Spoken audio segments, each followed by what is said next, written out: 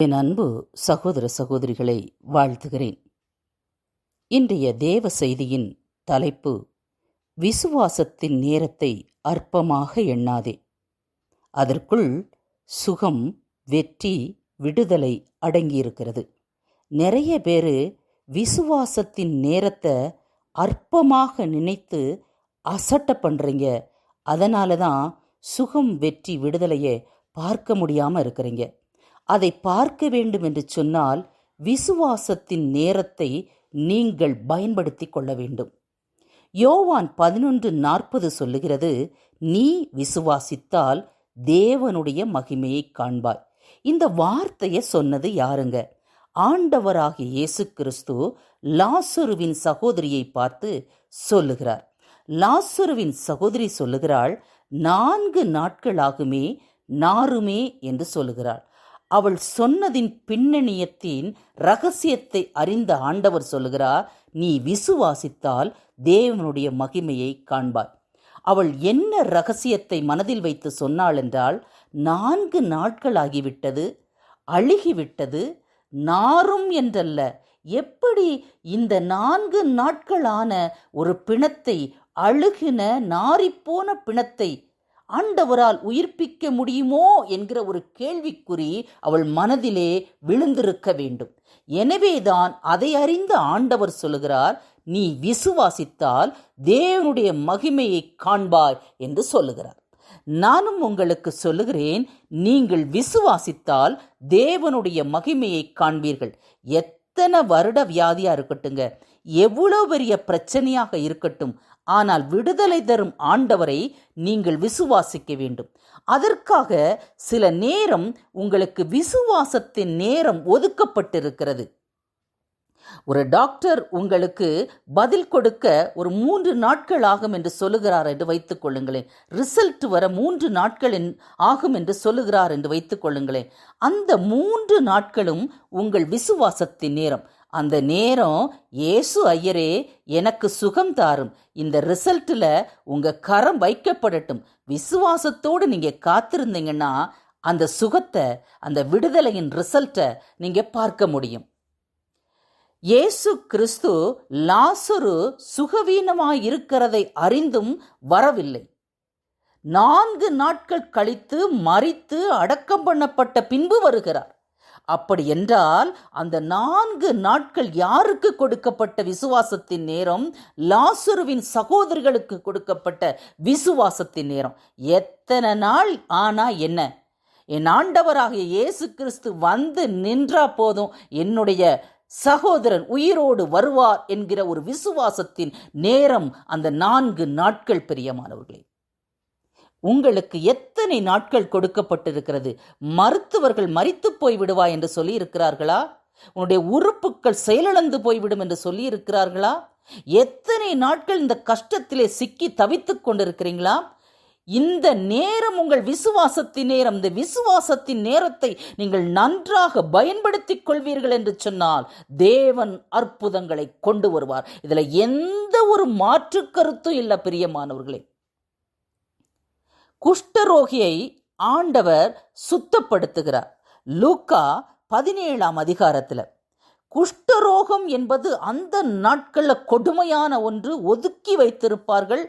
ஒதுக்குப்புறமாக இருக்க வேண்டும், தூரமாக இருக்க வேண்டும், மக்கள் நடமாடாத இடத்திலே அவர்கள் இருப்பிடம் இருக்க வேண்டும். லேவியராகமம் 13ஆம் அதிகாரம் 14வது அதிகாரத்திலே இந்த குஷ்டரோகிகளை பற்றி போடப்பட்டிருக்கிறது. குஷ்டம் பிடித்த நபரை ஆசாரியன் கண்டறிந்து தீட்டுள்ளவன் என்று ஒதுக்குப்புறமாக ஒதுக்கி வைப்பார். பாருங்களேன், யாரும் அவர்களை கண்டு பேச மாட்டார்கள். அன்பு என்ன என்றே அவர்களுக்கு தெரியாது.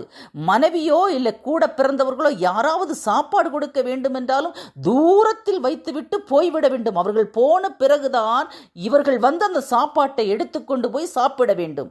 அது மட்டுமல்ல, அவர்கள் அந்த புறமாக வருகிறார்கள் என்றால் யாராவது வெளியே வந்து விடுவார்கள் என்பதற்கு அவர்கள் எப்படி ஓலமிட வேண்டும் என்றால் தீட்டு தீட்டு என்று கதறிக்கொண்டே வர வேண்டும். பிரியமானவர்களே, என்ன ஒரு கொடுமை! இந்த கொடுமையை அனுபவித்த 10 குஷ்டரோகிகள் இயேசு அந்த புறமாக அவர்கள் இருக்கும் அந்த ஊருக்கு வந்திருக்கிறார் என்று தெரிந்து ஓடோடி வருகிறார்கள். ஒன்று புரிஞ்சுக்கணும், இந்த குஷ்டரோகிகள் யாரை தொட்டாலும் தீட்டு, மற்றவர்கள் குஷ்டரோகியை தொட்டாலும் தீட்டு, அதாவது யாராவது அருகில் வந்தால் தீட்டு தீட்டு என்று சத்தமிட வேண்டும்.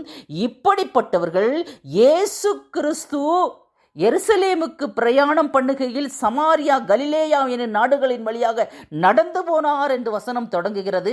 அப்படி நடந்து போய் கொண்டிருக்கையில் இயேசு கிறிஸ்து வந்தாலே ஜனக்கூட்டங்கள் மிகுதியாக இருக்கும். எதற்கும் பயப்படலை.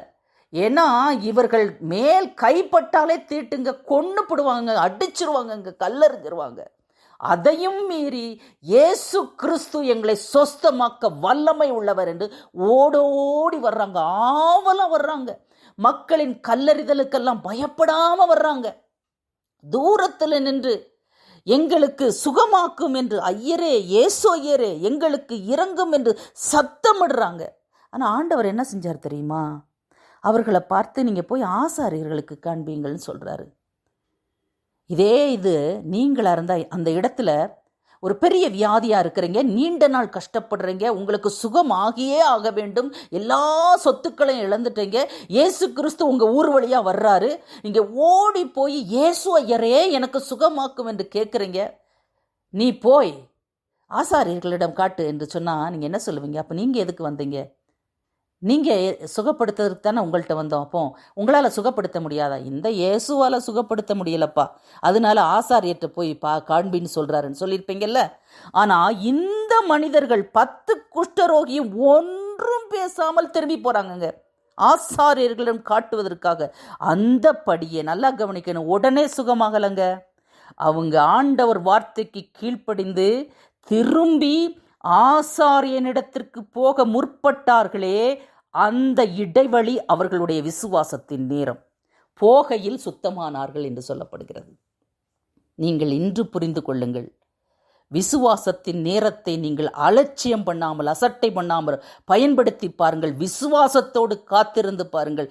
இப்பொழுது நீங்கள் அனுபவித்துக் கொண்டிருக்கும் இந்த நேரம் விசுவாசத்தின் நேரம். பிரியமானவர்களே, நாகமான் எலிசாவை பார்க்க போகிறார். எதற்கு போகிறார்? குஷ்டரோகம் சுத்தமாக வேண்டும் என்று. எலிசா என்ன சொல்லுகிறார்? 7 தரம் யோர்தான்ல போய் ஸ்நானம் பண்ணு. இவர் புலம்புறாரு, நதிகள் இல்லையா இஸ்ரவேல்ல, தண்ணி இல்லையா, என்ன போய் யோர்தான்ல போய் குளின்னு சொல்றாரு, ஸ்நானம் பண்ணுன்னு சொல்றாரு.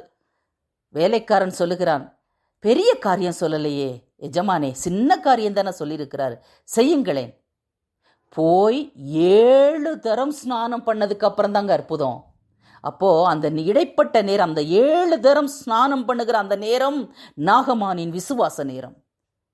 படகிலே இயேசு கிறிஸ்து தூங்கிக் கொண்டிருக்கிறார். சீஷர்கள் அலறுகிறார்கள், நாங்கள் கவிழ்ந்து போகிறோம், நாங்கள் செத்து போக போகிறோம். கடல் அலைகள் வேகமாக வருகிறது, காற்று அடிக்கிறது, கடல் கொந்தளிக்கிறது. அந்த இயேசு கிறிஸ்து தூங்கினாரே, அதுவும் அலைகளும் திரைகளும் அடித்து, அதாவது படகு கவிழ்ந்து போகிற அளவுக்கு காற்றடித்தது. அந்த இடைப்பட்ட நேரம் விசுவாசத்தின் நேரம் சீஷர்களுக்கு. பிரியமானவர்களே, உங்களுக்கும் ஒரு விசுவாசத்தின் நேரம்தான் இந்த பரீட்சை நடந்து கொண்டிருக்கிறது. இந்த விசுவாசத்தின் நேரத்தில் இயேசு ஐயரே என்று ஸ்ட்ராங்காக நின்றுட்டிங்கன்னா விடுதலை, சுகம், வெற்றி தானுங்க. ஜெப தேவைகளுக்கு 7339029114